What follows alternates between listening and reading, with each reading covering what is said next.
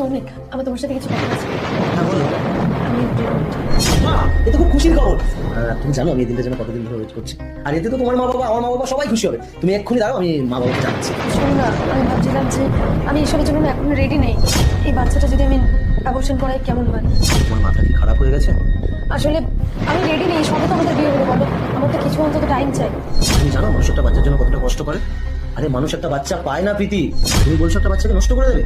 কখনো না, আমি থাকতে কখনো এটা হবে না। ও আসছে এই পৃথিবী, এটা মাথায় ঢুকিয়ে রাখো। এখন থেকে না নিজের দিকে খেয়াল রাখো, তোমার জন্য যেমন আমাদের সন্তানের জন্য তেমন, এটা যেন মাথায় থাকে।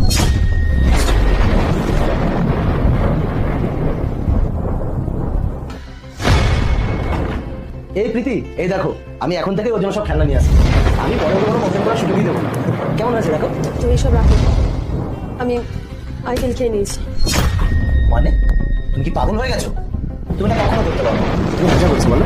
আমি কোনো মজা করছি না, আমি সিরিয়াসলি বলছি আমি আইপিএল খেয়ে নিয়েছি। কি বলবো তোমাকে?